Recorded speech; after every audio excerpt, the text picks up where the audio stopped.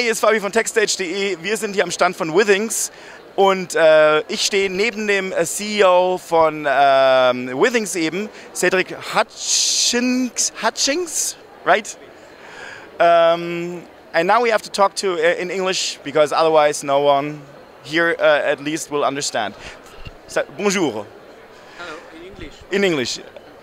Cedric, how was the show so far for you guys? So extremely exciting for us. You know, it's always very exciting to unveil for the very first time the product. So today, I mean, this week we've been for the very first time getting feedback, you know, in a large scale because we were unveiling our new baby, the Withings Aura. So it's been very tiring, but means very busy and very exciting. You guys are Withings is really based in the e-health industry. Has a very clear focus, and you have unveiled a new product called Aura. Can you talk a little bit about it? We have done already a hands-on video, but nevertheless, just recap everything. Just 2 words. So Withings Aura is our stand in sleep monitoring and improvement. So both words are important. We are providing 2 devices. One will go under the mattress. These devices that will help you understand, monitor, assess your sleep, without having you to start any, button, press any button, put something. It's your bed begun now to be your monitor for your sleep. That's the first part. Second part is that we are trying to help you improve your sleep quality. And improve your sleep quality meaning improve your go-to-sleep experience and your wake-up experience. So we work with sleep doctors to work very specific light and audio sound program that either help you generate melatonin and will help you go to sleep in a smooth way. Of course, because it sense, it will stop when it senses that you're sleeping. So that's the first part. Second part is that when it's time to wake you up, you put your alarm clock maybe at 7.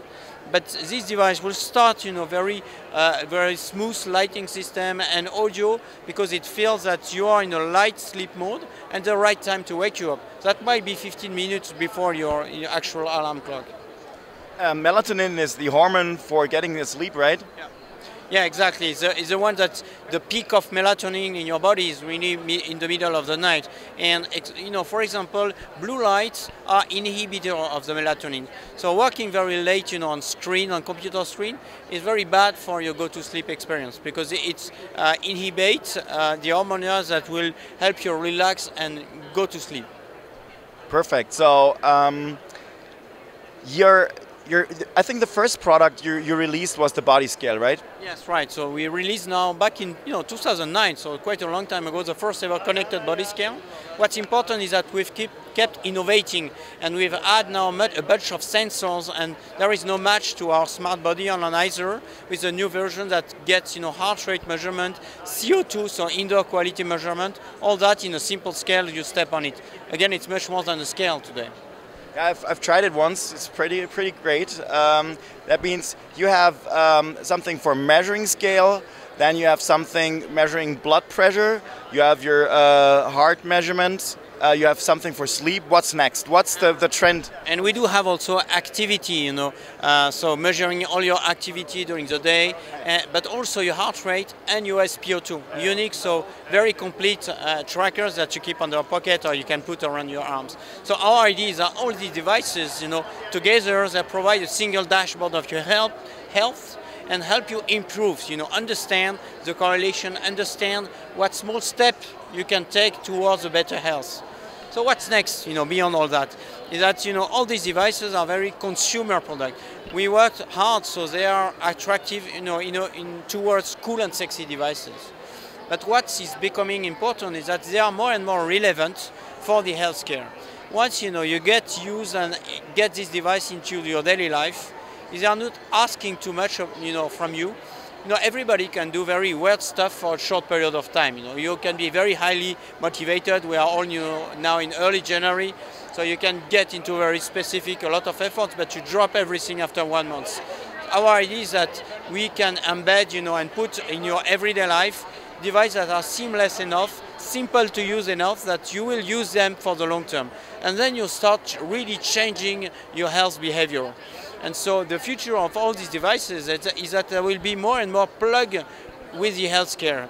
because the key point of the healthcare in our countries is how do you really favor prevention, and how do you manage what we call chronic disease. So diseases that you live long with, you have to tackle with it, and you have to comply with certain behavior, certain diets. So the whole thing is that how we can make, again, cool, sexy, attractive device, simple user experience that help us live healthier lives.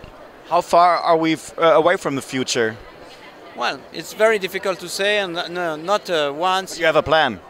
For sure, we think that we are bridging, this gap between, again, what's called here for a lot of, you will see a lot of company, wellness company, and the other side, healthcare and health company. We are absolutely convinced that these two worlds are merging, and what you see behind here are participating to bridge this gap. Talking about data, you're gathering a lot of data, very sensitive and very intimate data, and usually all this data is being transferred to your service, right? Where are the servers located at the moment? So we have several locations, both in Europe, in the US. We do operate from several locations. It's a very sensible question. All these data are private, and not only private, they are related to your health, so that you really belong to the end user. So we are very clear about how we use this data. We're coming out of France, and France is very, very strong in enforcing privacy, and not only what kind of data do you gather, but what do you use it for? So we have to be very clear, very transparent about that. So at the same time, we've been a pioneer into the open API. So we think that it's not enough to say, okay, this is your data, it belongs to you, but we also need to help you, our user, to use this data in the way they want to, which means that we enable open APIs so you can plug your data into your most favored application or services. We have more than 100 partners that you can use on your consent, and it's you to choose to get your data into your most favorite application or services. Like Runkeeper, Runtastic, for example, whatever. These are very good examples. They belong to this 100 partner list, and it's really how we see, again, you speak about private data, but also we need to make it convenient for you to use it, export it, the way you want. Otherwise, it's kind of a false promise to say it's your data, but you cannot do anything with it. If we are talking about health and the daily life, the cell phone is getting more and more important. So talking about sensors, do you think it will always be a couple of other variable gadgets we will have, or do you think you will become more and more a software company which is taking out the sensors out of the cell phone? That's part of the strategy, probably part of the strategy as well. Most of the cell phones have really great sensors, and you can use it like Runkeeper, for example, for a variety of things. For sure, and we don't think we need to split the word, and obviously our application, our free app, are using part of the sensors to complement what we gather from external sensors. We don't think that the words belong to the wearables. Again, we think that the best experience to collect data is a seamless experience, the one that you don't even see. So we think that your environment, your home environment, should be also sensible for a lot of things. Hence the kind of sensor we embed on a scale that will not make it into a cell phone, or again, your bed. I think it's a good example. There are very popular applications that help you monitor part of your sleep quality. You just have to put your iPhone under your pillow. That's nice, and that in a way that works. But how long do you do that? If you want to seriously monitor and improve your health, your sleep, again, we do believe that there is no other way than having your sleep, your bed being monitoring this. So again, I don't think there is one single answer. And of course, the cell phone, smartphone will get a lot of sensors.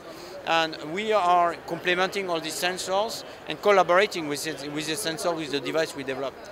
Again, I know I have already asked it a little bit, but when do you think we will have really the first improvements in general due to technology like yours?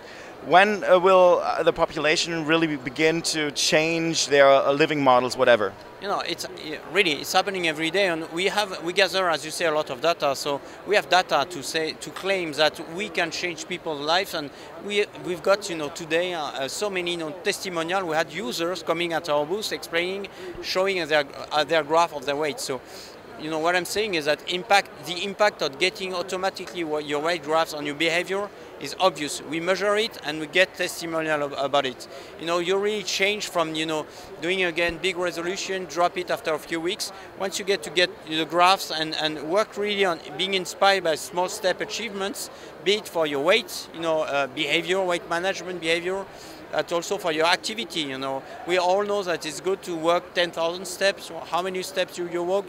You know, how you keep motivating to do a little more. Of course, you need to measure it first and have the right interface. Maybe some fun, you know, experience. Maybe some competing experience. Many different ways for many different kind of, you know, motivation. But that does have an impact. Believe me, on our behavior and ultimately on our health. So, thank you very much. Merci beaucoup pour l'interview et beaucoup de chance pour 2014. Thank you very much. You too. Thank you. You.